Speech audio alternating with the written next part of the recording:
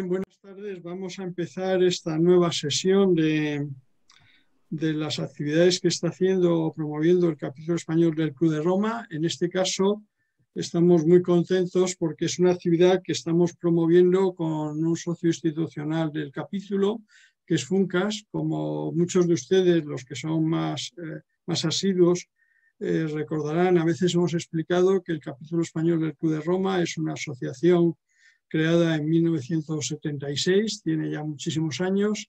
Es una asociación declarada de utilidad pública y que no recibe ningún tipo de ayuda de fondos públicos, pero sí cuenta con las aportaciones de sus miembros, que son 330.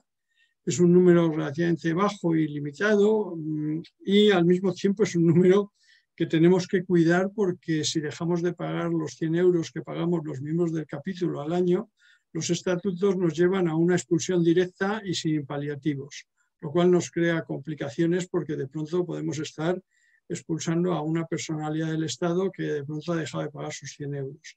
Y luego tenemos 8 socios institucionales, algunos muy antiguos, prácticamente desde que se inició el capítulo, como es el caso de Telefónica o Aguas de Barcelona, otros más recientes, como es el caso de Funcas, que es socio institucional nuestro desde hace 10 años.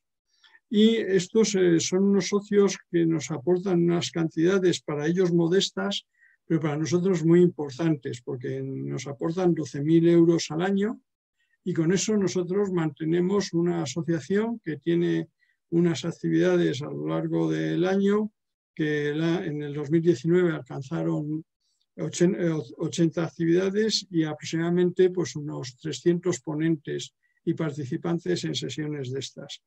En realidad, el capítulo con Funcas ha venido haciendo una serie de jornadas intentando que Funcas deje por algún momento de hacer esas magníficas sesiones que hace sobre el mundo económico y los indicadores económicos, y que a veces mire también a los indicadores sociales. Y sobre todo recuerdo una sesión que hicimos cuando se abrió en Gotemburgo hace unos años la política social europea a unos horizontes nuevos que se han empezado a concretar ahora con motivo de la crisis, el que varios de los miembros de la Junta Directiva, y especialmente el presidente que compartimos, don Isidro Fainé, pues pidió un resumen de esa sesión, porque le había parecido muy interesante, pero encima quería tener 4 o 5 folios resumiendo la cantidad de cosas que se comentaron allí, y que algunas venturosamente para este proceso de buscar una solidaridad común de la Unión Europea se han empezado a concretar ya estos años. En este sentido, nosotros les decimos a todos los que nos acompañan en estas sesiones que cualquier idea que tengan, cualquier sugerencia que tengan para estudiar algún tema, que nos lo digan. El capítulo español del Club de Roma es en realidad un club, que es una asociación que es la asociación obligada a difundir, y obligada porque así lo decidimos la gente que creó la asociación y los que hemos seguido en ella, a difundir los debates y los informes del Club de Roma, y a promover también informes o indagaciones que sean de interés para los 2 ejes principales del Club de Roma desde su creación: el buscar el desarrollo humano, de manera que a base de corresponsabilizarnos todos los pobladores del planeta, mejoremos el predicamento de la humanidad. Y en segundo lugar, en que a través de los debates encontremos fórmulas de gobernar mejor este mundo cada vez más complejo, cada vez más lleno de interacciones, y al mismo tiempo cada vez más lleno de situaciones disruptivas que no estaban en los procesos que conocíamos hasta ahora. Esa situación de, por un lado, estar en un mundo globalmente interconectado y al mismo tiempo en una aceleración hacia la complejidad, hace que sea muy difícil que apliquemos regulaciones y gobernanzas del pasado a situaciones novedosas e imprevistas de la situación actual. Y en ese sentido, el club, desde sus inicios, habló siempre de promover la gobernabilidad entendida no como capacidad de hacer leyes, sino como capacidad de resolver problemas, de gobernarlos.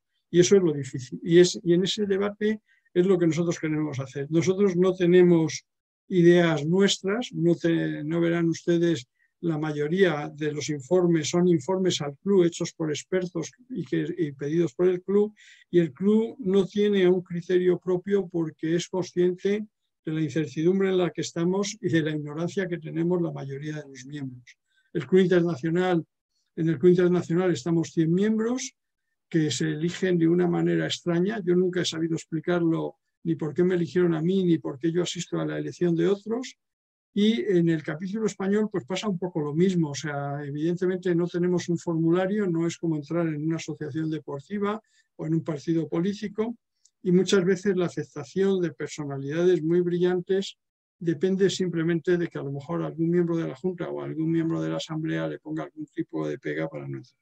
Pero no os voy a contar más cosas interiores del capítulo y del club. Sí decirles que esta sesión para nosotros nos parecía fundamental, porque a medida que hemos ido conociendo el impacto de la crisis, hemos ido viendo también informes sobre la desigualdad. Y hemos ido percibiendo que la desigualdad no es solo a veces económica, sino a veces es de condiciones de vida y a veces de circunstancias que le permitan recibir ayudas sanitarias o ayudas sociales que le faciliten el no despegarse, el no perderse, el no quedar excluidos de la vida en común.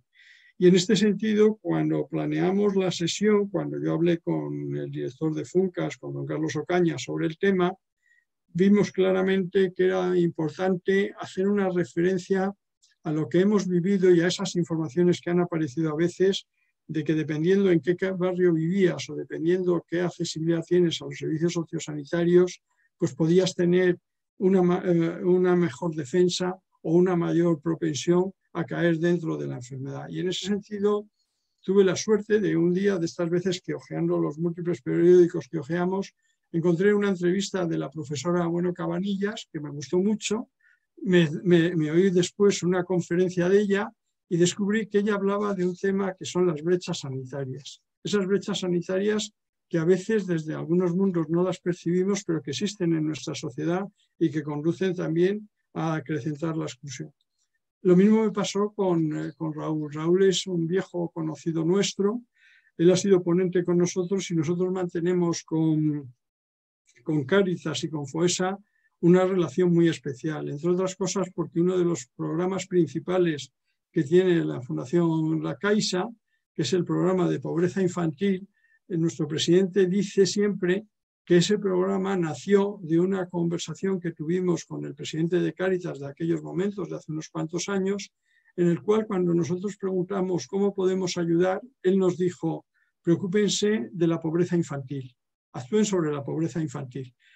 Evidentemente ellos han instrumentado, la Fundación ha instrumentado un programa muy ambicioso y él siempre dice que eso se debe al Club de Roma. Yo siempre le digo que es a la generosidad de algunos de los directivos de esa fundación que cambiaron el tener una fundación dedicada a exposiciones pictóricas por hacer una acción social en muchos ámbitos. Y con Funcas nos pasa un poco lo mismo. O sea, Funcas es el referente para nosotros en montones de estudios económicos que vienen a avalar la sensación que tenemos nosotros de que estamos al borde de acrecentar las exclusiones, las diferencias, las desigualdades, y que eso es nocivo para una sociedad. Como saben ustedes, el lema inicial del Club de Roma, que se ha ido manteniendo a lo largo de los años, es que nosotros deberíamos de contribuir a trabajar por un mundo que fuera económicamente viable, que fuera socialmente solidario y que fuera ecológicamente perdurable. Esto es un trilema difícil de cumplir, porque a veces hacemos los mundos viables desde el punto de vista económico a base de crear desigualdades y a base de crear situaciones injustas para muchos de los participantes en ese mundo. Y a veces también ese mundo económicamente viable externaliza costes y externaliza daños hacia una naturaleza y hacia una biodiversidad que se ven acosadas por nuestra voracidad por los recursos.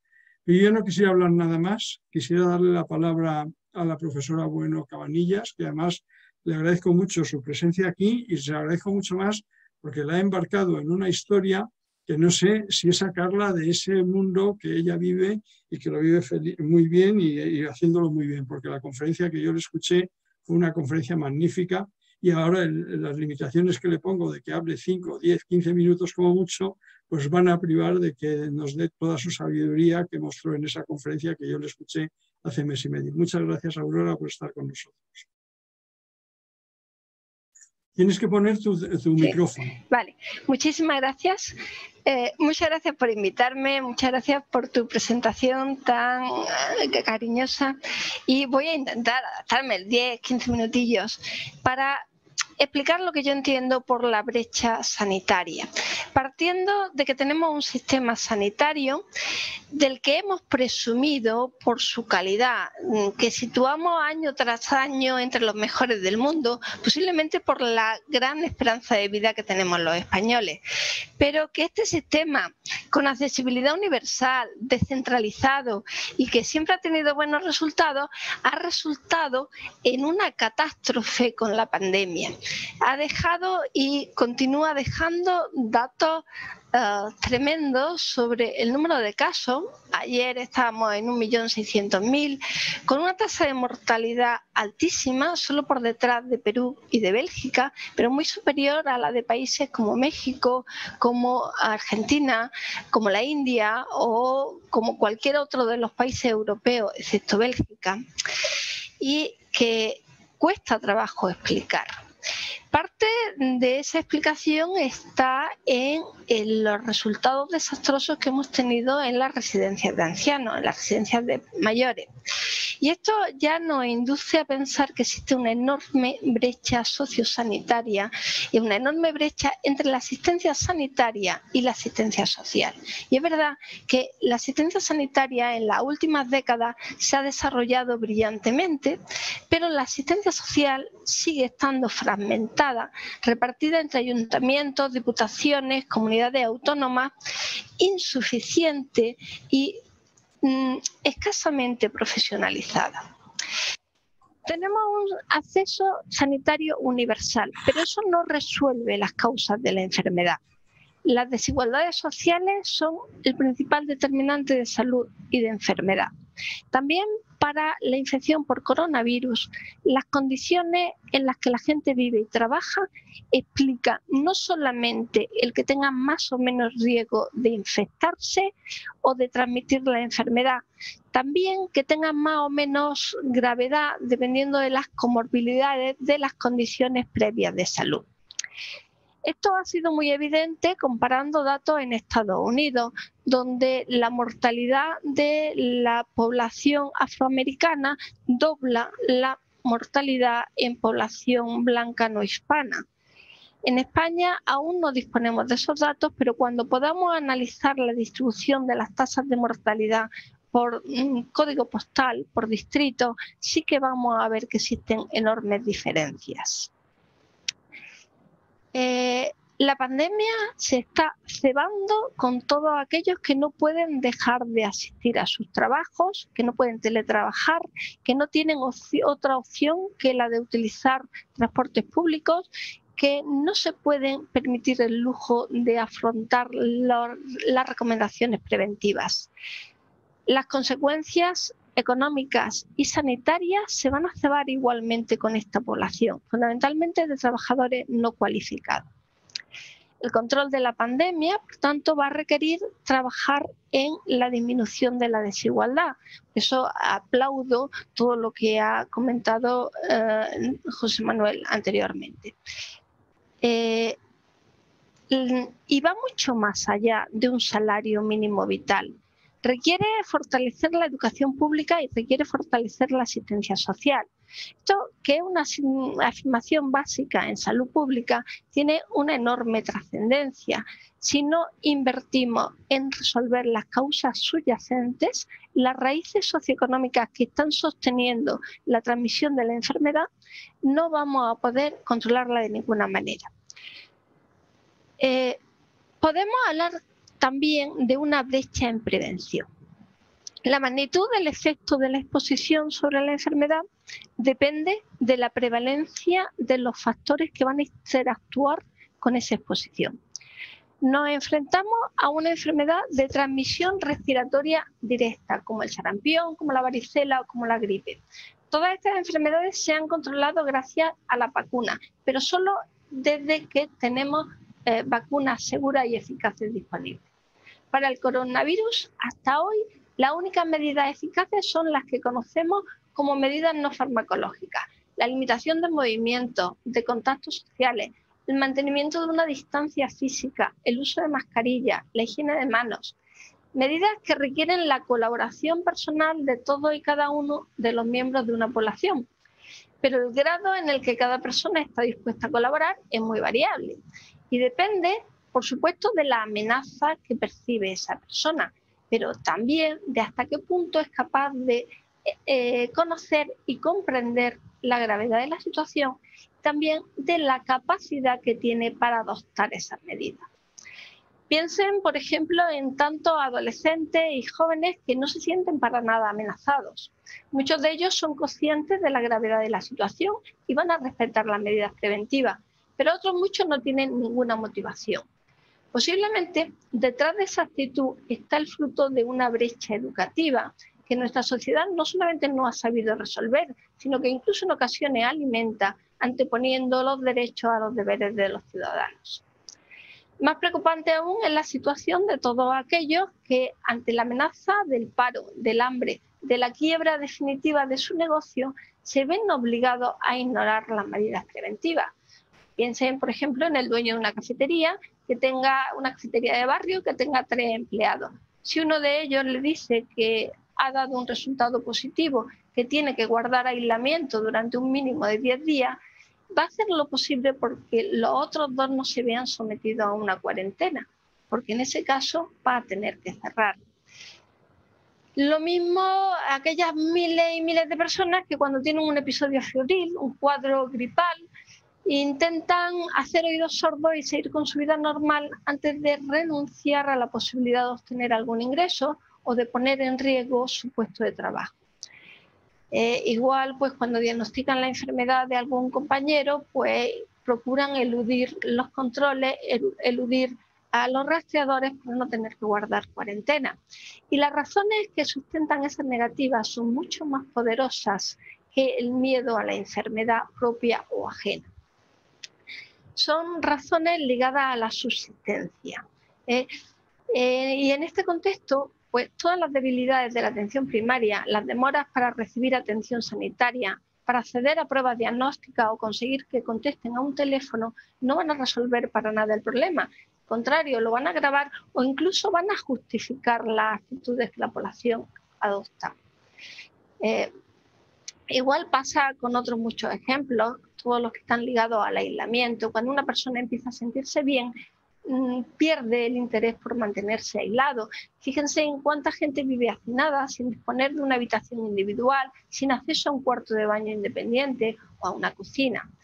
En el momento en que se encuentra bien, entre exponer a su familia al contagio o exponer al resto del mundo, pues fíjense, ¿por qué opción se decantarían ustedes? No es razonable pedir a la gente que respete una cuarentena o que respete un aislamiento cuando, en primer lugar, no se le están explicando suficientemente las razones y, en segundo lugar, no se le están proporcionando los medios para que sea factible ese aislamiento. Y centrándome específicamente en la brecha sanitaria, quiero terminar haciendo referencia a la disociación que existe entre la asistencia sanitaria y la salud pública. La asistencia sanitaria, tanto primaria como especializada, pero sobre todo esta última, se ha desarrollado extraordinariamente en las últimas décadas. Ha renovado su tecnología, se ha impuesto, mantenida por una demanda creciente de una población cada vez más envejecida con mayores expectativas. La salud pública, sin embargo, está totalmente anquilosada, infradotada de medios humanos y de medios técnicos y convertida en un refugio de una mediocridad reglamentista. Eso hace que se esté abordando una pandemia del siglo XXI con los métodos y con los recursos del siglo XX, donde la mayor sofisticación es muchas veces el cambiar el correo postal por correo electrónico o las reuniones presenciales por videoconferencia. Tenemos un sistema de salud pública testimonial, mal coordinado, sin capacidad de liderazgo, sin capacidad de toma de decisiones. Un sistema que se alimenta de datos caóticos, inconsistentes, incompletos, ambiguos en sus definiciones, tardíos, cuya fiabilidad es muy variable de unas comunidades a otras. Un sistema que ha sido calificado de vergüenza nacional por una personalidad como Jesús Fernández Villaverde, catedrático de Economía en la Universidad de Pensilvania. Y este es un déficit que, por supuesto, lastra toda la capacidad de las instituciones para diseñar estrategias eficaces para contener el virus. En la última semana hemos ido asistiendo otra vez a un aumento de los casos de COVID, no solamente en España, sino que en gran parte de Europa, Estados Unidos, en otros muchos países. Necesitamos que se actúe con decisión y con urgencia. Y que se tenga en cuenta que la causa de la enfermedad no es solo un virus. El virus causa la enfermedad, pero la pandemia tiene unas causas mucho más complejas. La extensión de la enfermedad, que sobrepasa cualquier capacidad de contención, hay que buscarla en la globalización de los mercados y las comunicaciones y, sin la menor duda, en el comportamiento de los ciudadanos. Son causas que no entienden ni de fronteras ni de confinamientos perimetrales, que requieren un abordaje coordinado, oportuno, global, un abordaje basado en el compromiso y en la confianza nacional e internacional y no solamente en intereses particulares o partidistas. Que vaya por delante de las tasas de infección en lugar de seguirlas de forma reactiva, como ocurre, por ejemplo, como ha ocurrido en Granada. Las medidas efectivas que reprimen y controlan la transmisión tienen que ponerse en marcha de forma generalizada y, muy importante, tienen que estar respaldadas por programas financieros, sociales, que fomenten la colaboración de la comunidad y que aborden las inequidades que agravan la pandemia. Estamos sufriendo continuas restricciones a corto plazo que persiguen reducir la transmisión, dejar las tasas de infección en unos niveles suficientemente bajos como para que permitan la detección rápida de brotes localizados. Estas estrategias no van a terminar con la pandemia. El resultado va a ser la producción de una serie de ondas sucesivas, tal y como ha ocurrido históricamente con la mayor parte de las enfermedades infecciosas, hasta que han llegado las vacunas que han permitido su control. Si controlamos la transmisión con medidas restrictivas, tenemos que acompañarlo de un fortalecimiento de los sistemas de salud pública para que se pueda conseguir una respuesta rápida en próximas oleadas, una respuesta que permita evitar otros bloqueos en el futuro y lograr que la vida vaya volviendo a su punto, normal.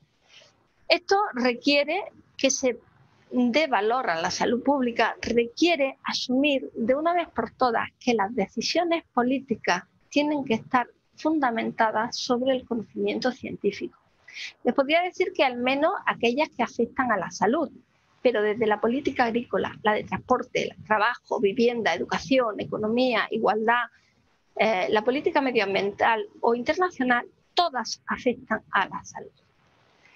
En Estados Unidos, la nueva administración promete que se va a liderar con base en la ciencia y que se va a restaurar la credibilidad de las agencias clave.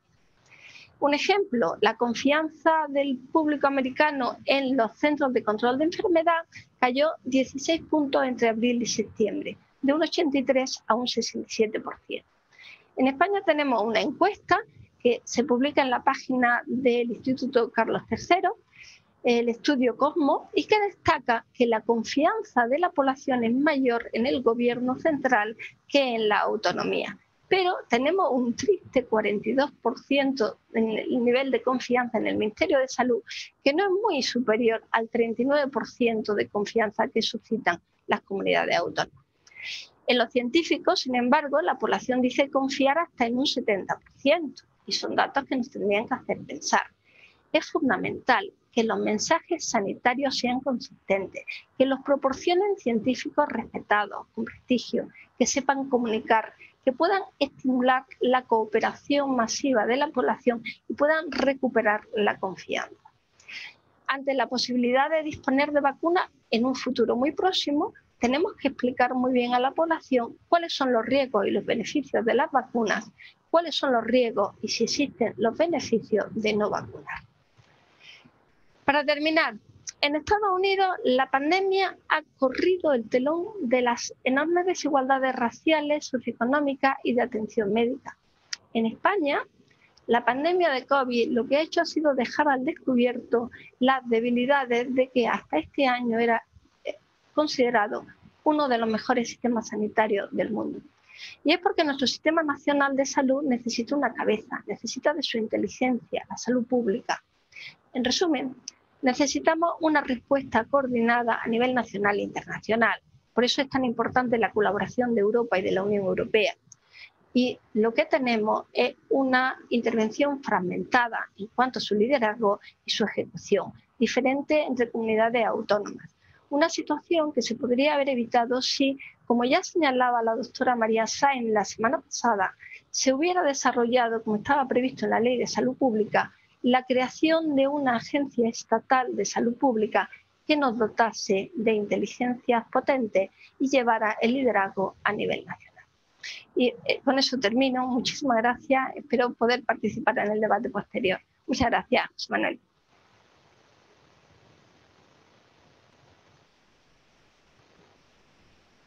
El micrófono. Sí, muchísimas gracias, Aurora. Eso es lo que quería de ti, o sea que te agradezco muchísimo porque cuando hablamos, la verdad es que no me imaginaba que ibas a meter tanta información en tan pocos minutos. Así que te tendremos que seguir invitando, ¿verdad, María Jesús y Raúl? O sea, es una joya esta mujer, ¿eh? Y además está en Granada, o sea, que es que vive muy feliz. O sea, no es lo mismo que vivir aquí en Madrid y tener esta situación que tenemos de una ciudad muy conglomerada y muy atropellada. Sin más, para luego dar tiempo a los debates, Raúl, tienes la palabra. Bueno, pues muy buenas tardes y muchas gracias por la invitación, por poder disfrutar de la compañía y ya de haber aprendido en este ratito con Aurora un montón, y seguro que seguiré aprendiendo con María Jesús y del debate que tengamos. Yo voy a intentar ceñirme a 15 minutitos, y para ello, para hacerlo bien, voy a compartir una pantalla en la cual voy a intentar de alguna forma ir abordando básicamente la relación que existe entre desigualdad, COVID-19 y riesgos de exclusión social en 6 puntos. Para el abordaje de estos elementos me voy a basar en 2 investigaciones, en 2 documentos, uno de la Fundación FOESA que publicamos en el mes de junio de este año, que es Distancia Social y Derecho al Cuidado, y otro de una investigación propia realizada por Cáritas titulada El primer impacto en las familias acompañadas por Cáritas. De forma que la imagen que voy a construir en los próximos 10-12 minutos es una imagen que se basa en los efectos, en el impacto y en los riesgos que se están produciendo en el conjunto de la sociedad, pero de manera específica y concretamente en las familias más vulnerables, en las familias que sí sufren situaciones de pobreza y de exclusión social, y que las familias acompañadas por Cáritas de alguna forma identifican en esta investigación. 6 puntos: desigualdad de origen, el riesgo del empleo y la reducción de los ingresos, el riesgo de la vivienda y de la salud, el riesgo del cuidado y del debilitamiento de las redes de apoyo, el riesgo de la brecha tecnológica, y un 6º punto de cierre sobre cómo la protección social está siendo insuficiente frente a estos riesgos. Para iniciar, la desigualdad de origen. Cuando llega la crisis de la COVID-19 a España, estábamos en un contexto que no era precisamente un contexto de igualdad. Ya la desigualdad venía de mucho antes. Nos encontrábamos en un contexto de más de 3 millones de personas desempleadas. Casi duplicábamos la tasa de paro que teníamos antes de que comenzara la crisis del año 2008. Es decir, a pesar de la recuperación económica de los tiempos de bonanza que llevábamos vividos, no habíamos conseguido volver a una situación de desempleo relativamente buena. Además, llevábamos muchos años con un incremento prolongado de la desigualdad, no solamente en los tiempos de crisis, también en los tiempos de bonanza. Me gustaría compartirles una imagen rápida, una imagen que habla de cómo, a pesar de que la tasa de desempleo se reducía en los años, como pueden ver en el color verde de las columnas, este sería la tasa de desempleo, la pobreza extrema, la pobreza más severa, seguía aumentando concretamente entre la población que está en situación de exclusión social. Y lo podemos ver en estas columnas naranjas. Pero esta desigualdad creciente, además, venía acompañada de cerca de 8 millones de personas viviendo sus situaciones de exclusión social, es decir, personas pasándolo mal, personas con muchas dificultades para llegar a final de mes, con muchas dificultades relacionales, con muchas dificultades para participar de una manera normal en la sociedad.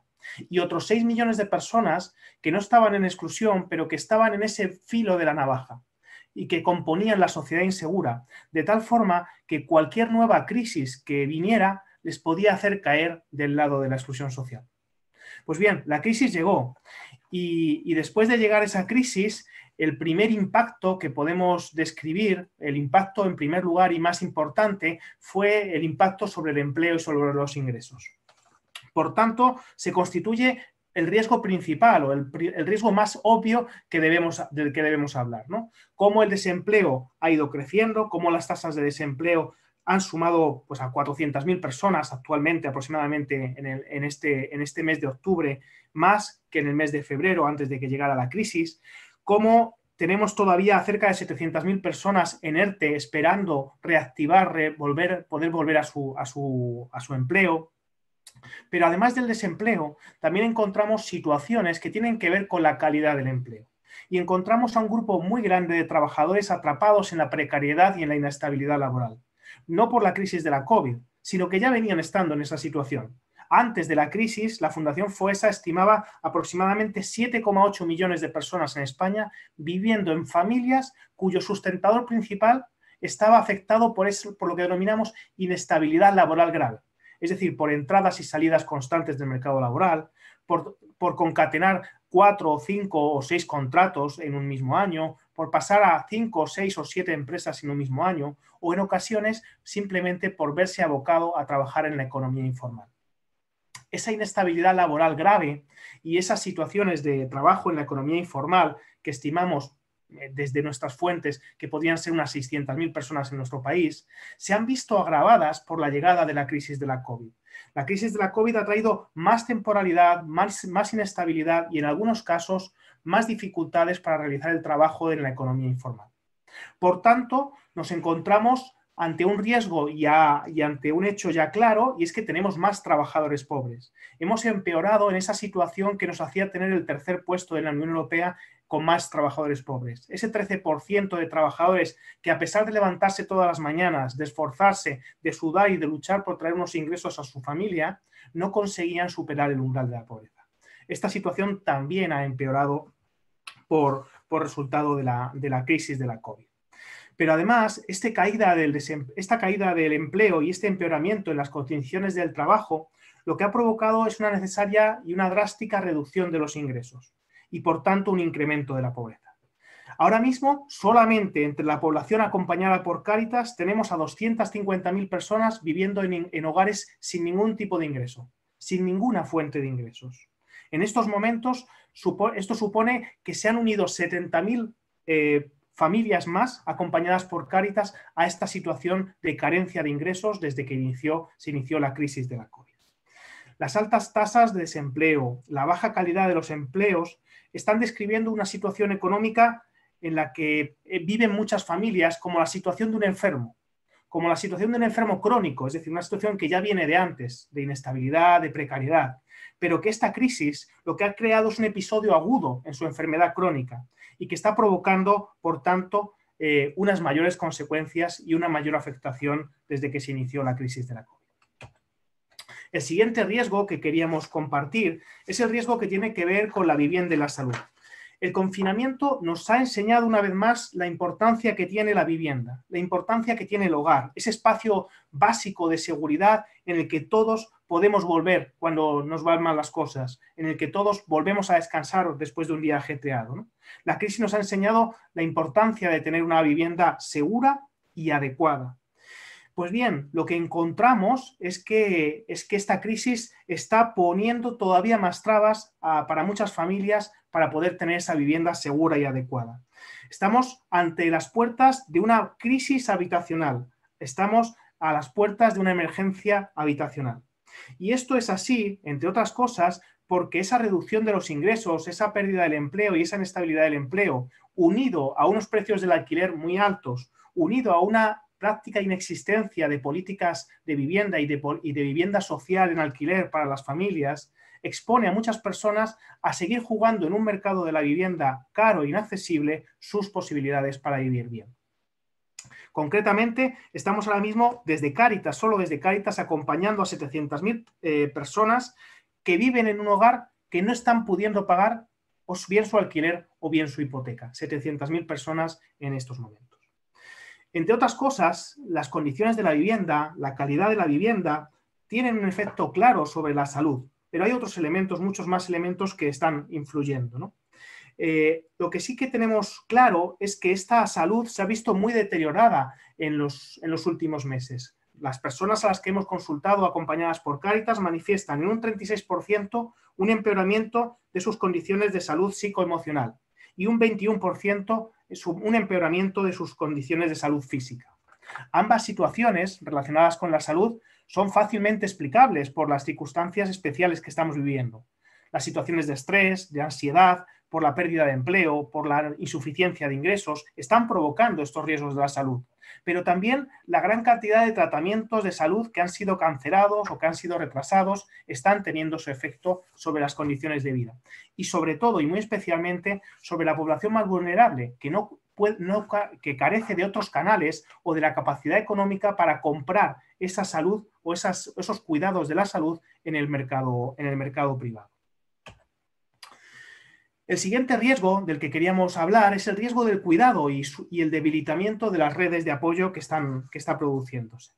El confinamiento ha señalado una vez más la importancia que tiene el poder cuidarnos, la posibilidad de cuidar a los dependientes, a nuestros hijos, a nuestros menores, a nuestros mayores, ¿no? Pero esta oportunidad de una mayor convivencia y de poder estar más tiempo en casa no ha sido igual para todos. Muchas familias han tenido la oportunidad de convivir más, de cuidar mejor incluso, pero otras muchas familias se han visto entre la espada y la pared. Han visto incompatible su empleo, su desarrollo profesional con esos cuidados necesarios. Como bien decía Aurora, muchos empleos no han dado la oportunidad del teletrabajo. Muchos empleos han obligado a las personas a exponerse al transporte, a exponerse al trabajo presencial y a descuidar a los miembros de la familia dependientes en su hogar. En muchas ocasiones hemos encontrado a familias que ante esa tesitura han elegido por dejar el empleo para poder cuidar. Por tanto, el cuidado de los dependientes se ha complicado, ¿no? Se ha hecho más difícil, ha hecho que muchas personas hayan tenido que de alguna forma prescindir del trabajo o dejar a sus hijos solos incluso para poder mantener ese trabajo. Y junto a este riesgo del cuidado, se han debilitado las capacidades de las redes de apoyo. Es verdad que se ha intensificado el apoyo emocional, se ha intensificado el apoyo comunicativo, pero se ha debilitado todo el apoyo material. A día de hoy, de las familias acompañadas por Cáritas, 2/3 de las familias no tienen a nadie a quien llamarle o a quien poder pedirle 300 euros para un gasto imprevisto. Y esta realidad no solamente está ocurriendo entre los más vulnerables, sino que también se está extendiendo a los espacios, de alguna forma, de precariedad de la sociedad. En cuanto al quinto riesgo, el riesgo de la brecha tecnológica, es importante plantear cómo el confinamiento ha acelerado la imparable digitalización de la sociedad y cómo esto ha potenciado la desigualdad tecnológica. Uno de los efectos de esta pandemia, claros, ha sido el fuerte impulso a esta digitalización de nuestra sociedad. Contar con dispositivos, contar con conexión y contar con habilidades suficientes para manejar el Internet se ha convertido en algo necesario para desenvolverse de una manera normal en la sociedad. Por tanto, esta brecha digital, que hasta ahora contemplábamos como una consecuencia de la exclusión, es decir, las personas en exclusión no podían acceder a esos medios digitales, ha dado un cambio y ya no es solamente una consecuencia de la exclusión, sino que se ha convertido en una causa de la exclusión. La brecha digital se ha constituido como un factor exclusógeno más, un factor que expulsa a las personas y que impide su participación normal. En este contexto, la brecha digital, concretamente en los hogares acompañados por Cáritas, 60 de cada 100 hogares están en situación de apagón tecnológico. Están en una situación en la cual no consiguen acceder a esas cuestiones necesarias para la educación, para el empleo, para la formación o para las gestiones con las administraciones públicas. Y este efecto exclusógeno se muestra en todas estas dimensiones, pero se muestra de manera muy especial en el ámbito educativo. Hay un dato que refuerza esta afirmación, y es que más del 60% de las familias en las que un menor ha tenido dificultades para terminar el curso, es decir, ha habido un caso de abandono escolar o de fracaso educativo, en más de un 60% de esos hogares había un apagón tecnológico. Es decir, las características, las competencias y los recursos para poder tener esa conexión digital fallaba en esos hogares. Y ya para terminar, luego tendremos oportunidad de profundizar y de dialogar más tranquilamente. Ante todos estos riesgos, lo primero que tenemos que decir es que carecemos de una protección social suficiente. La respuesta pública, la respuesta de las administraciones públicas ha sido una respuesta muy centrada en amortiguar los efectos sobre la economía. Los ERTEs, los créditos ICO, las ayudas a autónomos y a empresas, todo eso ha intentado hacer que la economía no cayera, que la economía no se desplomara por efecto de esta pandemia. Se trata de importantes esfuerzos, de importantes desembolsos económicos, en cualquier caso, desembolsos y esfuerzos de alguna forma asistenciales, es decir, que no abordan las raíces de esa desigualdad estructural que existe en nuestro país. Mientras tanto, algunas medidas más sociales, como ha sido el aplazamiento de los desahucios, como ha sido el aplazamiento de los cortes de los suministros, finalizan ahora a finales del mes de diciembre. Y otras medidas más sociales, como ha sido el subsidio para las trabajadoras domésticas o el ingreso mínimo vital, se han desarrollado de manera muy deficiente, se ha desarrollado de manera muy lenta. Sigue sin proteger a la inmensa mayoría de las personas que lo necesitan e incluso han expulsado o han dejado fuera de ese derecho a colectivos especialmente necesitados. De otro lado, estos riesgos también tienen conexión con cómo la comunidad, con cómo la sociedad, con cómo cada uno de nosotros y nuestro ser ciudadano ha respondido. Y es verdad que ha habido un resurgimiento de la comunidad en los tiempos de la adversidad. Un resurgimiento que fue sobre todo intenso en los momentos del confinamiento más duro, en los momentos del estado de alarma, pero que se ha ido debilitando con la llegada de la nueva normalidad. Por tanto, a pesar de existir las mismas necesidades o necesidades muy similares o incluso mayores que durante el estado de alarma, esa comunidad que rebrotó en determinados lugares ha vuelto a apagarse, ha vuelto a debilitarse de nuevo. Una vez más, el individualismo como valor de afrontamiento de la realidad se acaba imponiendo y acaba siendo el paradigma imperante frente al paradigma de la comunidad, de la colaboración y de la solidaridad. En todo este contexto, Cáritas, como un ejemplo de una entidad social, atiende cada vez a más personas e invierte cada vez más dinero. Cáritas ha multiplicado por 2,7 la inversión en necesidades básicas, para poder atender, entre otras cosas, a casi un 60% más de personas. Más personas y con necesidades más graves. Este incremento de la atención de Cáritas, de lo que nos habla, es de que las administraciones responsables de garantizar los derechos no están trabajando correctamente. Y que, por tanto, el papel subsidiario que Cáritas y otras instituciones y entidades tienen que realizar se ha incrementado y, en muchos casos, se ha desbordado. Finalizo ya haciendo una reflexión sobre el concepto de distancia social. Esa distancia social que todos entendemos rápidamente en este cartel, pero que desde estos datos, desde estos riesgos y desde este análisis de la realidad, nosotros queremos construir o queremos modificar para hablar de la distancia social en términos de desigualdad. Y es que esa distancia, eso que separa a los mundos, a los estamentos sociales, a los lugares sociales y a las necesidades sociales, cada vez son mayores. Ese puente que está uniendo esta sociedad apenas está resistiendo los embates de una nueva crisis que no ha venido a generar nada nuevo, sino que ha venido a seguir lloviendo sobre un suelo mayor, ya mojado de desigualdad y de distancia social. Pues hasta aquí entonces. Muchísimas gracias, Raúl. Ha sido una exposición magnífica y al mismo tiempo es el prólogo de las múltiples sesiones que vamos a tener que hacer y donde al mismo tiempo, cuando empecemos a hablar de nuestra sociedad, en algún momento tendremos que abrir la ventana a las desigualdades que se están produciendo a su vez en otras realidades y en otras latitudes. Porque claro, los problemas que nosotros vemos en esta península muy occidental de Europa realmente son mucho menores incluso que los que vemos en otras realidades de nuestros vecinos del otro lado del Atlántico o en algunas sociedades asiáticas.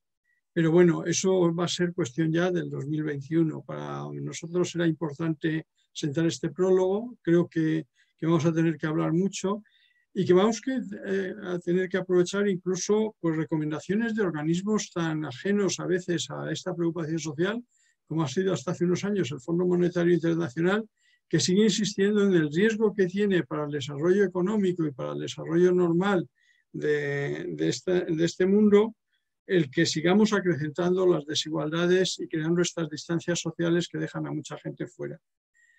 Respecto al tema de la brecha digital y de la brecha tecnológica, el otro día yo tuve ocasión, en una situación que tengo de tipo institucional, de preguntarle a la Secretaria de Estado de Agenda Digital por este tema, porque es un tema que radica en la pobreza. Es como cuando hablamos de pobreza energética, no hay pobreza energética, hay pobreza.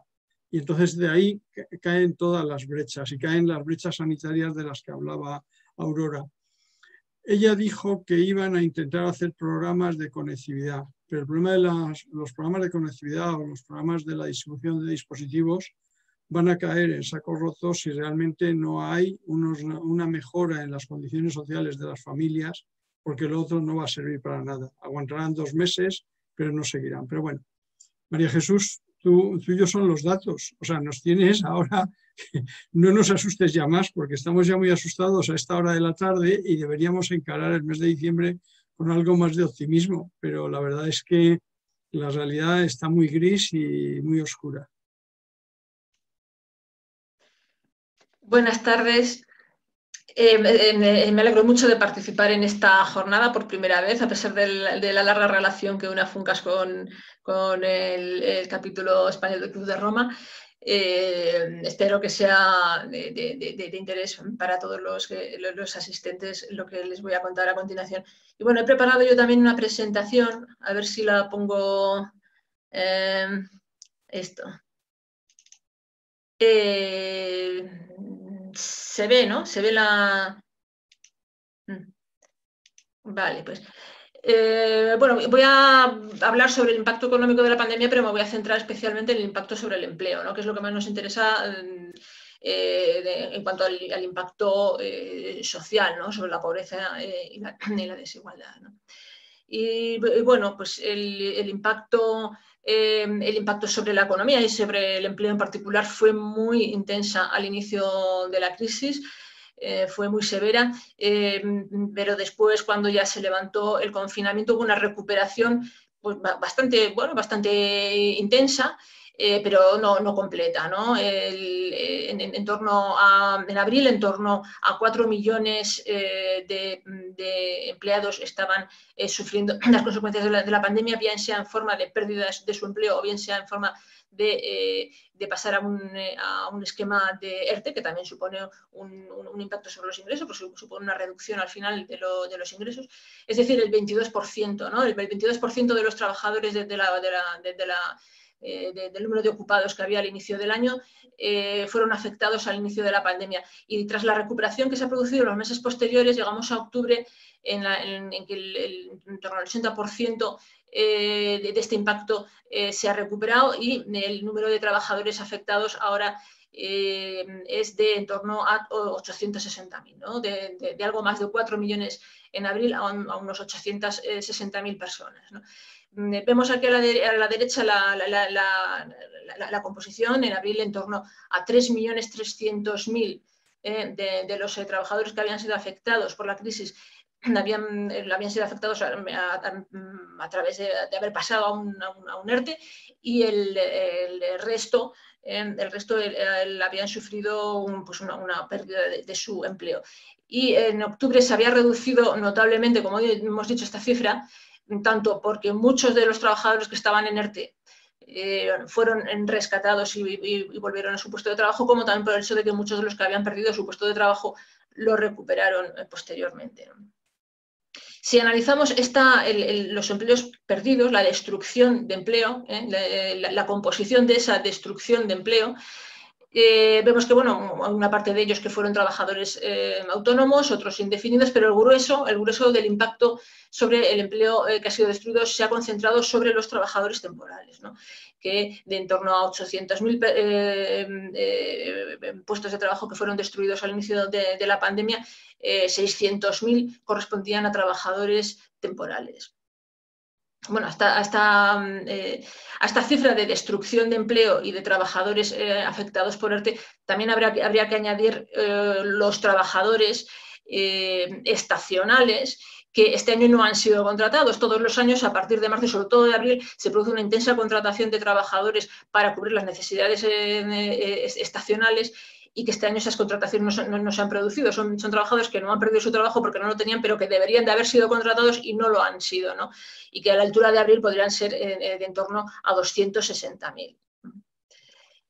Bueno, aquí la composición del empleo destruido por edades, ¿no? En el mes de abril, en torno al 35% del empleo que había sido destruido era de menores de 30 años, cuando estos representan el 14% del empleo total. Es decir, que la pérdida de empleo afectó de forma especialmente intensa a los jóvenes, ¿no? Y la recuperación posterior que tuvo lugar hasta el mes de octubre ha sido más intensa en los trabajadores de más de 30 años y menos intensa en los trabajadores jóvenes. Es decir, no solamente la pérdida de empleo fue más... se cebó más con los jóvenes al principio de la crisis, sino que la recuperación del empleo ha sido también menor en el caso de los jóvenes, ¿no? Los jóvenes, solo el 36% de los que habían perdido el empleo lo habían recuperado en octubre, frente al 84% del resto de edades, ¿no? De mayores de 30 años. Aquí se presenta el impacto sobre el empleo según el nivel de formación. Vemos aquí, bueno, estos datos están en trimestres porque proceden de la encuesta de población activa, por lo tanto no son mensuales sino trimestrales, y lo comparamos con el cuarto trimestre del año 2019. Entonces vemos que la caída del empleo fue mucho más intensa en el caso de los trabajadores con un nivel de educación inferior a la secundaria completa, es decir, con un bajo nivel de formación. Fue mucho más acusada que en el resto de trabajadores con una educación secundaria o superior a la secundaria, y además la recuperación posterior fue mucho más débil en el caso de los trabajadores con una educación inferior a la secundaria, de tal forma que en el tercer trimestre menos del 2% el nivel de empleo entre los trabajadores con una educación secundaria superior era inferior en torno a un 2% al nivel anterior a la crisis, algo menos del 2%, mientras que en el caso de los trabajadores con una educación inferior a la secundaria completa, el empleo había caído en cerca del 10%, ¿no? Con respecto al antes de la crisis. Por lo tanto, el impacto de la crisis ha sido más acusado entre los trabajadores con un menor nivel de cualificación. Por género, bueno, tenemos que el 40% del empleo destruido en abril era mujeres, cuando estas representan el 46% del empleo total. Por lo tanto, en este caso sí que no ha habido un impacto diferencial específico sobre las mujeres, ¿no? Y luego la recuperación, pues bueno, pues ha sido semejante. No hay grandes diferencias como para decir que se haya producido un impacto diferencial específico sobre las mujeres. Por sectores económicos también es interesante ver cómo ha evolucionado el empleo. Tras el impacto tan fuerte de la crisis al inicio de esta, se produce una recuperación que en algunos casos, en algunos sectores es pues, bastante significativo. Por ejemplo, tenemos el sector de la construcción, que a la altura de octubre pues, prácticamente había recuperado el nivel de empleo previo a la crisis. Mientras que en el extremo contrario nos encontramos con esta línea azul clarito que representa lo que he denominado ahí servicios COVID, que son los servicios más afectados por la pandemia, son hostelería, cultura, agencias de viajes, transporte, etc. Y vemos cómo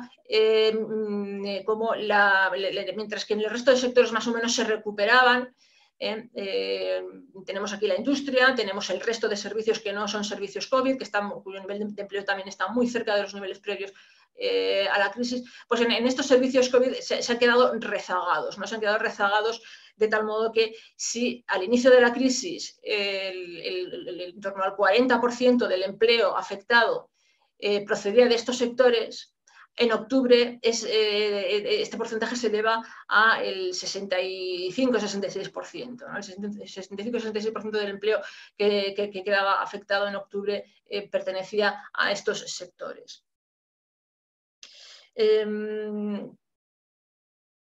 Bueno, tenemos, por lo tanto, resumiendo lo dicho hasta ahora, que el impacto fue muy intenso al inicio de la crisis, pero luego se recupera en torno a un 80% del mismo, y que el impacto ha estado muy concentrado en trabajadores con contrato temporal, jóvenes, con baja cualificación y que trabajan en sectores de hostelería, ocio, transporte. Y bueno, todo esto referido, claro está, al empleo registrado, al empleo, digamos, oficial, del que existe constancia. Luego también hay un impacto importante sobre el empleo informal, pero que es un impacto que, pues, que desconocemos, que no está cuantificado precisamente por la naturaleza de este empleo, ¿no? Que forma parte de la economía sumergida. Pues todo esto evidentemente tiene que haber tenido su reflejo en la evolución de la pobreza y de la desigualdad. Lo que pasa es que los principales indicadores relativos a pobreza y a desigualdad son anuales, y evidentemente los correspondientes a 2020 pues todavía no se han publicado. Sin embargo, sí que hay disponible un indicador que nos puede aportar, pues, información relevante sobre el impacto social de esta crisis, que es el número de hogares en los que ningún miembro tiene ingresos, ¿no? Es un indicador que procede de la encuesta de población activa y por lo tanto disponemos de él cada trimestre. Y he puesto la serie pues larga desde el año 2006 para poner un poco en contexto el punto en el que nos encontramos ahora mismo con respecto a la situación de la que veníamos. Y vemos que el número de hogares alcanzó, en los que ningún miembro tiene ingresos, había alcanzado un máximo en torno a 2014-15, es decir, justo al final de la etapa de crisis, y durante los años de recuperación, la recuperación se inicia en 2014-2015, pues este número de hogares fue descendiendo, pero nos encontramos ahora en 2020 que se produce un repunte en el primer trimestre y más acusado todavía en el segundo, para luego descender algo en el tercer trimestre, ¿no? Con la recuperación, reflejando, ¿no? esa evolución diferenciada a la que me he estado refiriendo todo el tiempo, de impacto intenso al principio y luego cierta recuperación, aunque no completa, en los meses posteriores, ¿no? Entonces vemos que en el tercer trimestre el número de hogares en los que ningún miembro tenía ingreso era, pues, en torno a 50.000 más, en torno a 50.000 hogares más de los que había de media en el año 2019, ¿no? En cuanto a las perspectivas para el próximo año, de cómo puede evolucionar esto, pues evidentemente son muy inciertas, están muy condicionadas por diversos factores que desconocemos cómo van a evolucionar. En primer lugar, dependerá de cuando se produzca una vacunación de un volumen significativo de la población como para poder eliminar todas las restricciones a la actividad económica. Dependerá de si hay una nueva ola de la pandemia antes de que se llegue a ese momento. Dependerá también de la ejecución, del volumen de ejecución del plan de recuperación financiado con los fondos europeos, que puede tener un impacto a corto plazo importante sobre la actividad y sobre el empleo, y puede ayudar a amortiguar en cierta medida el impacto negativo de esta crisis sobre el empleo. Y dependerá también en gran medida de la magnitud del impacto permanente que va a tener esta crisis sobre determinados sectores, ¿no? Especialmente sobre la hostelería, ¿no? En la hostelería, junto a otros sectores también muy afectados,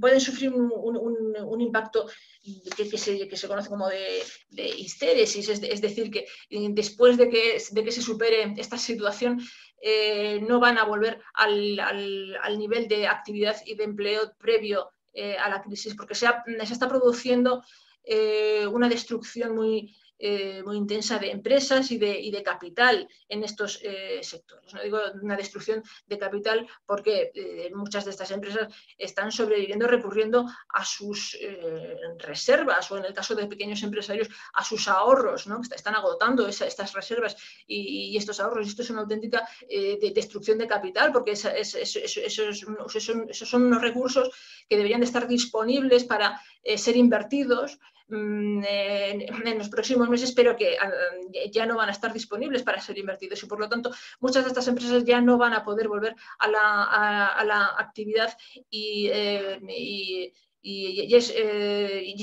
esto puede limitar mucho, puede ralentizar mucho el retorno de la actividad en estos sectores a los volúmenes previos a la crisis. Es decir, que puede pasar mucho tiempo, puede pasar muchos años antes de que el empleo y la actividad en estos sectores más afectados por la crisis vuelva a los niveles previos. Y además es posible también, bueno, es probable que muchos de los trabajadores que ahora mismo están en ERTE en estos sectores vayan a perder definitivamente su trabajo a lo largo de los próximos meses, ¿no?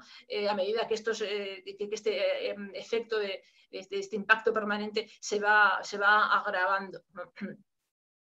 Y bueno, y esto es muy relevante porque, claro, este sector, el sector de la hostelería y sectores relacionados, da empleo pues, a un volumen muy importante de trabajadores sin cualificar, que vemos que son los más afectados, y que vemos que además que en España tenemos digamos en sobreabundancia, ¿no?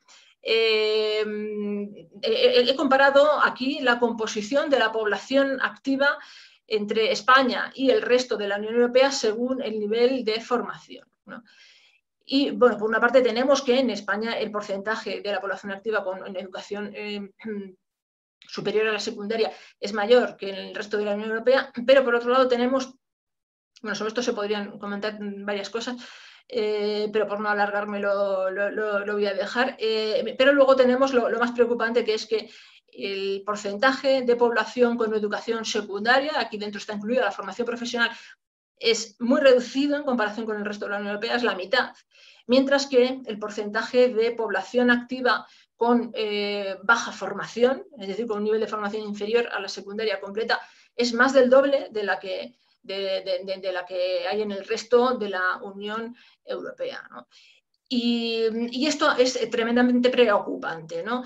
Este porcentaje, este 34%, nos deja descolgados de lo que es, digamos, normal en los países desarrollados. Esto no es una cifra propia de un país que se considera que forma parte del club de países desarrollados, ¿no? Y evidentemente esto tiene muchas consecuencias, ¿no? Este peso tan elevado de la población sin formación tiene consecuencias importantes en cuanto a desigualdad, en cuanto a pobreza, porque evidentemente esto reduce la igualdad de oportunidades, ¿no? Cuanto mayor sea la población sin formación, pues menor va a ser esta igualdad de oportunidades, y además al existir esta digamos sobreabundancia de mano de obra sin cualificar, esto redunda en peores salarios y peores condiciones laborales para las personas que forman parte de este grupo, ¿no? de personas, de trabajadores sin cualificar, ¿no? Entonces, bueno, yo creo que este es un punto esencial sobre el que hay que poner el acento, el problema de la educación que tenemos en España. Tenemos un problema educativo muy grave, que además no solamente se ve en este indicador, se ve en muchos otros indicadores, como es el elevado porcentaje de estudiantes que abandonan de forma temprana sus estudios, que es el más elevado de toda Europa, o se ve también en los malos resultados de los estudiantes españoles en los informes de PISA, su falta de competencias lectoras, su falta de competencias para resolver problemas sencillos, que sitúan a los estudiantes españoles, a los jóvenes españoles, entre los peores niveles entre los países desarrollados. Y en definitiva esto también tiene una importancia clave en cuanto a las características de la economía, de la estructura económica de nuestro país. No nos podemos extrañar que con un nivel de formación tan bajo, con un nivel de cualificación tan bajo, tengan tanto peso dentro de nuestra estructura productiva sectores de bajo valor añadido, como el turismo, ¿no? Que ahora es el sector más denostado. En la anterior crisis el sector denostado era la construcción y ahora es el turismo, porque se considera que es un sector de bajo valor añadido que ofrece bajos salarios y malas condiciones laborales. Pero cuando tenemos una composición de nuestra mano de obra como la que tenemos, es casi natural que un país se especializa en aquellas actividades que son intensivas en los recursos de los que ese país dispone en abundancia. Y si nosotros tenemos en abundancia mano de obra sin cualificar, pues vamos a ser más competitivos en actividades que requieren ese recurso productivo, mano de obra sin cualificar. Y por otra parte, dando la vuelta al argumento, pues menos mal que tenemos el turismo, ¿no? El denostado turismo. Menos mal, porque si no, ¿dónde iban a encontrar ocupación esta enorme masa de trabajadores sin cualificar que tenemos en nuestro país?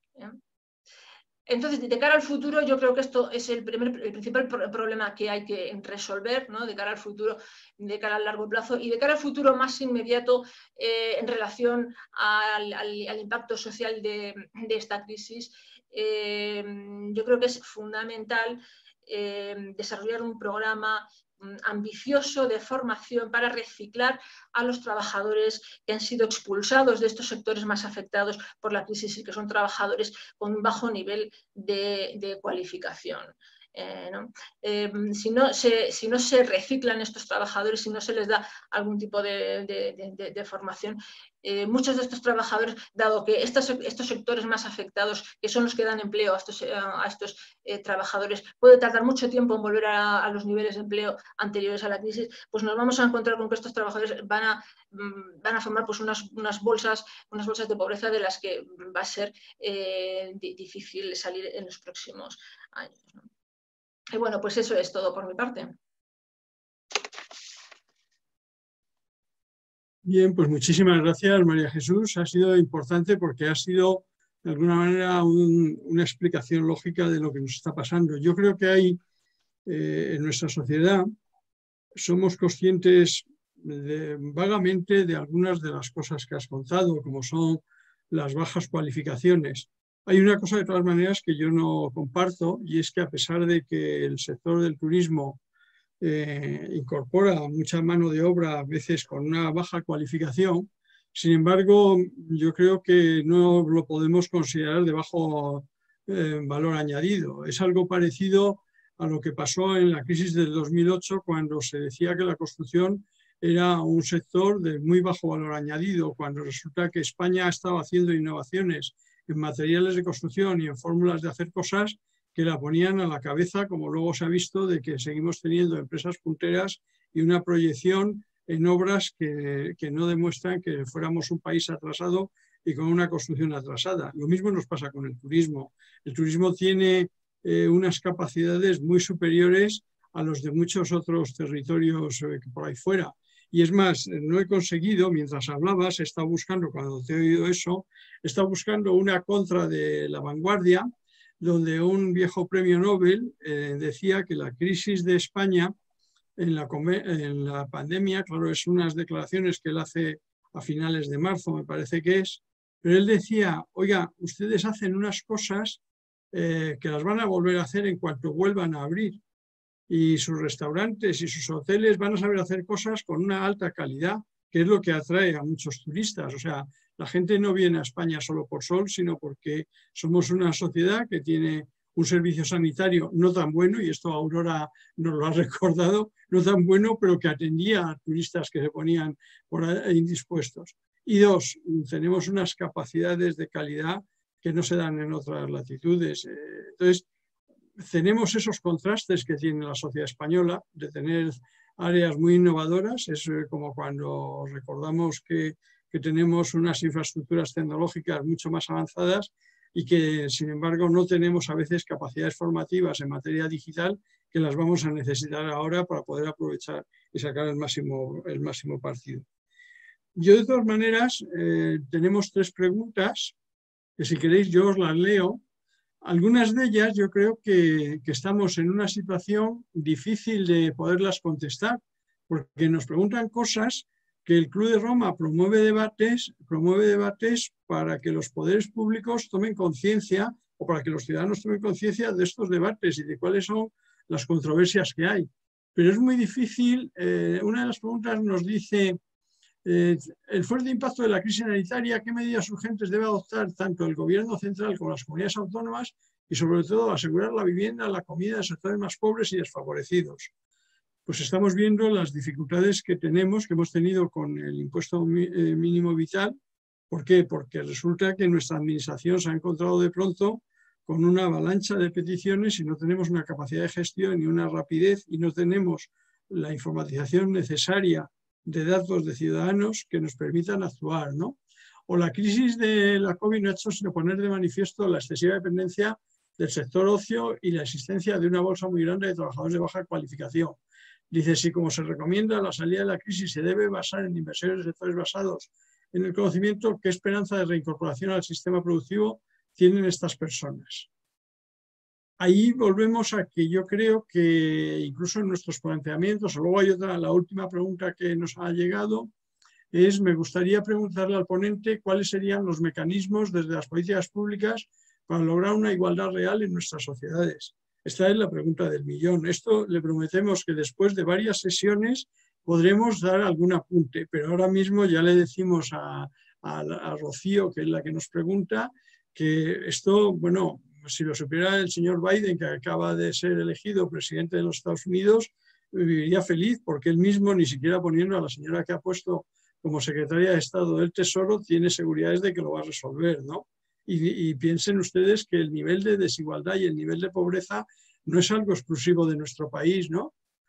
Entonces, yo os lo pregunto si queréis responder a alguna de esas preguntas, o si invitamos a nuestros comparecientes, el que habla de cómo vamos a abordar la digitalización con tan bajas cualificaciones.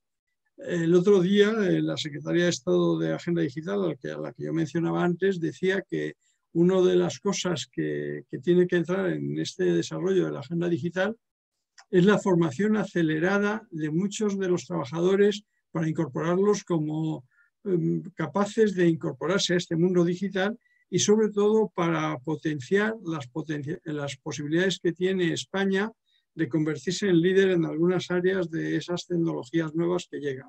Pero eso va a requerir un esfuerzo tremendo de formación profesional y formación especializada, que va a ser la parte más difícil de cómo lo vamos a encarar. No sé si vosotros queréis hacer alguna aportación o... Si me permite... primero, aclarar un punto. Yo creo que tenemos unos servicios sanitarios espléndidos en cuanto a restauración de salud. Lo que nos falla es el sistema de salud, en cuanto a abordar la prevención de muchas enfermedades. Si parte de lo que nos gastamos en atender procesos lo invertimos en prevención de esas desigualdades, probablemente tendríamos menos gasto en salud y con la misma inversión tendríamos mejores resultados. Y en cuanto a la primera pregunta, coincido totalmente contigo. Para lograr una igualdad es la pregunta del millón. Yo lo único que conozco que funciona es la educación, pero es una solución a largo plazo, una solución muy costosa, pero lo único que permite a una población, a un individuo salir de las condiciones desfavorables de la pobreza es la educación. Entonces, si tenemos una educación pública potente, podemos dar oportunidades. El desarrollar la formación profesional también sería muy importante. Y fomentar, desde mi perspectiva, también muy sesgada, fomentar la investigación y la innovación, porque es lo único que nos puede permitir ser creativos y resolver soluciones que con los abordajes tradicionales no tienen respuesta, que ya han fracasado.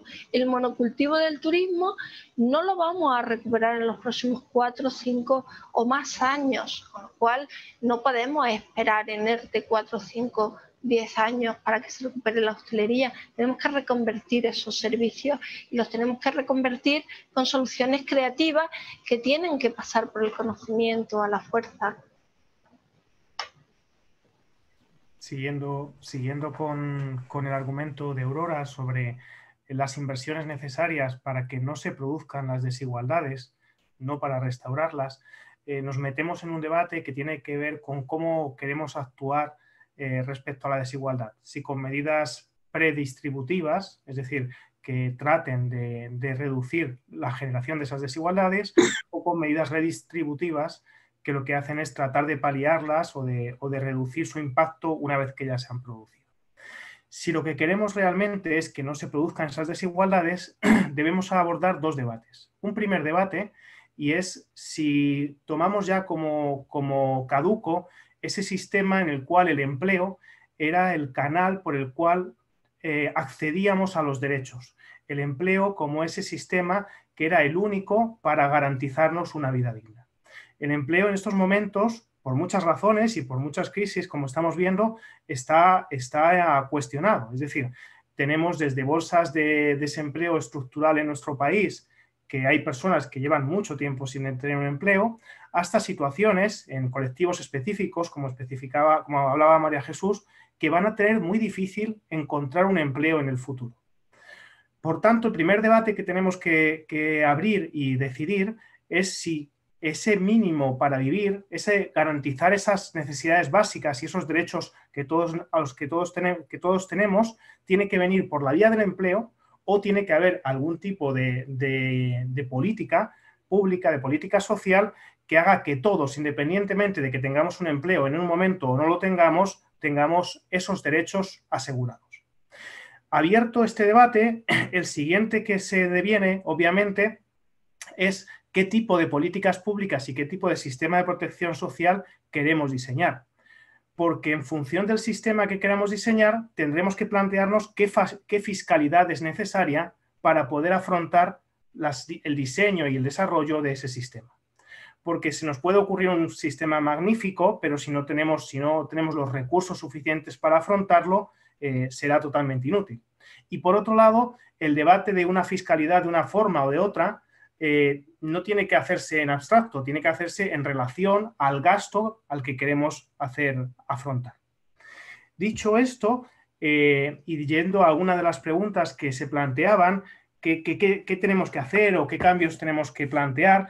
Yo lo primero que diría es que los cambios no tienen que venir solamente desde las políticas públicas, que los cambios no tienen que venir solamente desde la administración, que también tenemos que promover un cambio desde la sociedad civil y un cambio desde los valores de los ciudadanos y de los individuos. Es decir, necesitamos un cambio estructural en las políticas públicas, pero también necesitamos un cambio estructural en los valores sociales de los ciudadanos si es que queremos afrontar esa desigualdad creciente y devolver el ritmo a ir reduciéndola poco a poco por parte de la ciudadanía. Y María Jesús, no sé si quieres... Sí, con respecto a esa pregunta que planteaba uno de los asistentes sobre la digitalización, que eso es, precisamente ese es el aspecto sobre el que yo he tratado de poner el acento en mi intervención, ¿no? Cómo vamos a lograr subirnos al tren de la cuarta revolución tecnológica con unas deficiencias tan graves en la educación, ¿no? de nuestros jóvenes y en el nivel formativo de nuestra población. La verdad es que va a ser bastante complicado elevar, digamos, el nivel tecnológico de nuestro sistema económico, orientar nuestra estructura productiva hacia sectores, pues, digamos, de mayor contenido tecnológico que generan empleos de mayor calidad, mejor pagados, etcétera, cuando tenemos una deficiencia estructural tan grave en cuanto a la formación de nuestros ciudadanos. Sería desde luego necesario afrontar una reforma que esté orientada a corregir todos estos problemas que he mencionado. O sea, las leyes educativas a las que estamos acostumbradas son leyes que más bien ideológicas y políticas y no orientadas a lo que tiene que ser, que es una reducción del abandono temprano de los estudios y una mejora de las competencias de los estudiantes en cuanto a comprensión lectora, resolución de problemas matemáticos, etcétera, etcétera, ¿no? Es decir, mejorar la calidad de la enseñanza. Y lo malo es que aunque eso lo hagamos ahora, pues sus efectos no se notarían hasta dentro de 20 años. Es que ya llegamos tarde, ¿no? Ya llegamos tarde. También necesitamos un sistema de políticas activas de empleo, es decir, de formación para los desempleados y de seguimiento personalizado de las personas que están en situación de desempleo, seguimiento, orientación, etcétera, para la formación.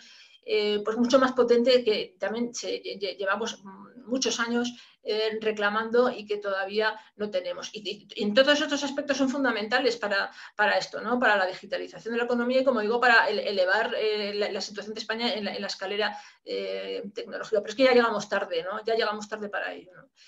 Y quería volver a recalcar que estoy totalmente de acuerdo con lo que ha dicho Aurora, de que para mí la educación es la principal herramienta para corregir la pobreza de un país. La educación es lo que da igualdad de oportunidades. Es muy importante también disponer de unos servicios públicos potentes, es decir, una buena sanidad, un buen servicio de transportes públicos, por ejemplo, es decir, servicios públicos en general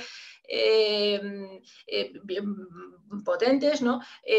Pero para mí la educación y la formación es clave. Y luego, por supuesto, reducir nuestro desempleo. España es un país con una tasa de desempleo estructural que es también pues, bastante insólita en el mundo desarrollado. Es necesario reducir esa tasa de desempleo estructural para reducir también los niveles de desigualdad. Y esa tasa de desempleo estructural está relacionada, pues, en parte probablemente con estas deficiencias en la formación de la mano de obra y en parte también con la regulación del mercado laboral. Pero bueno, esta ya es una cuestión en la que no sé si nos debemos meter ahora mismo, ¿no? No, va a ser que no. Primero, porque no tenemos tiempo. Segundo, porque el capítulo organizará sesiones sobre el tema del trabajo e incluso sobre una última pregunta que nos ha hecho otro asistente, y con esto cerraríamos, que dice: llevamos años afanados en equipararnos a los países de nuestro entorno, asumiendo la obsolescencia de nuestro sistema de salud. ¿Podríamos aprender algo de Alemania? Yo soy bastante más optimista, porque creo, primero, que a lo mejor tendríamos que hacer un replanteamiento de ese sistema, como decía Aurora, y a lo mejor no es tan obsoleto y tan antiguo, sino que tiene también áreas de modernidad importantes y que debemos de aprovechar. Y luego tenemos una experiencia clara. Cuando España se incorporó a mediados de los años 80 a la Unión Europea, las distancias que teníamos respecto a Alemania o respecto a Francia eran infinitamente mayores que las que tenemos ahora. Evidentemente, Alemania lleva muchos años ejerciendo de Alemania y nosotros llevamos muy poco tiempo. De hecho, incluso como empezamos a hacer las cosas bien, a ser puntuales, a organizar bien los papeles, hubo unos momentos de euforia ya por los años 90 y tantos que nos decían que éramos los alemanes del sur. No sé si lo recuerdan, pero yo creo que seguimos siendo en muchas cosas los alemanes del sur.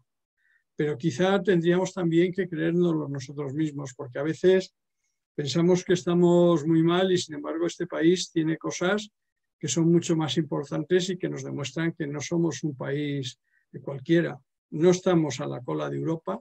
Es cierto que en muchas estadísticas estamos en situaciones muy precarias. Es cierto que, por ejemplo, en formación o en la situación de... Y lo único que ha ocurrido con la COVID, a mi entender, y no sé si lo compartís vosotros, es que de pronto, con la catástrofe que se nos ha venido encima, hemos descubierto todos los rotos que teníamos en nuestra sociedad. Hemos descubierto por ejemplo, esa zona gris que ponías, María Jesús, al final, de trabajos que no son temporales, sino que son esporádicos, que están en la economía informal y que a lo mejor ahora muchos de ellos, desgraciadamente, estén en las colas para recibir alimentos, porque de pronto se encuentran que ni siquiera tienen un documento que les diga que han estado afiliados a la Seguridad Social en algún momento. Y este es el problema. O sea, llevamos años hablando de nuestra economía informal y de nuestra economía sumergida, pero nunca hemos hecho nada por aclararlo. Y ahora cuando viene esto, de pronto nos aparece ahí y es una realidad social tan dramática como la que ha contado Raúl. O vemos, por ejemplo, que tú en tu curva ponías que los trabajadores con menos formación son los que se están recuperando menos, pero es que además muchos de ellos están viviendo en situaciones en esos barrios a los cuales señalaba esos códigos postales que Aurora, cuando los tenga, va a poder demostrar algunas de las cosas que dice y que aventura, pero que van a clavar perfectamente cuál es la desigualdad. Yo creo que esta sesión nos da para muchas más preguntas y nos compromete a que os tengamos que volver a invitar a vosotros o a otros colegas vuestros para seguir hablando de estos temas, porque lo que es cierto es que España tendría que enfrentarse de una vez por todas a los problemas de desigualdad que viene arrastrando. Yo recuerdo un informe de una institución consultiva del Estado de hace 12 años, que la verdad es que se puso a estudiar cómo había evolucionado los temas de desigualdad en España desde cuando FOESA hizo su primer informe allá por los años finales de los 60, comienzos de los 70. Y la sorpresa fue ver que ni siquiera en épocas de expansión económica habíamos conseguido frenar el deterioro estructural. Esto que has puesto tú, Raúl, en una de tus primeras transparencias. Y esto nos hubiera obligado a repensar qué nos estaba pasando. Nosotros organizamos, yo creo que con FUNCAS, una sesión sobre este tema de la desigualdad y llamamos a algunos colegas vuestros a hablar. Pero lo comentamos, pero vemos que los poderes públicos y que las fuerzas políticas, nadie se preocupa de analizar esto y nadie hace programas para atajar esta desigualdad y esta brecha. Luego nos sorprende cuando nos aparecen estas cosas y la COVID yo creo que nos ha puesto en el espejo cómo es nuestra sociedad, cómo es, yo incluso creo que tú has puesto una foto de esto de que yo sigo en mi casa pero que me traigan la comida a casa, pero nunca pensamos en las condiciones laborales de la gente que nos trae la comida a casa. Y esto es el drama, ¿no? Vivimos como en dos sociedades, en una sociedad que tiene recursos, que está en la parte alta de las curvas de María Jesús y se recupera, que teletrabaja y que por lo tanto no pierde sus trabajos, y otros que hacen trabajos que no tienen posibilidad de teletrabajar o que si quisieran teletrabajar no tendrían medios, no tendrían oportunidades. Contra esto tendremos que hacer muchas más sesiones y a ver si convencemos que alguien se mire los estudios vuestros de Cáritas, que alguien oiga las conferencias de Aurora o que alguien vea la cantidad de sesiones que estáis haciendo desde FUNCAS para hablar de todos estos temas, María Jesús. Simplemente me queda daros las gracias a vosotros, daros las gracias a los asistentes, decirles que la próxima vez seremos más breves y no les cansaremos y nada, decirles que sigan viniendo a vernos y a darnos sugerencias.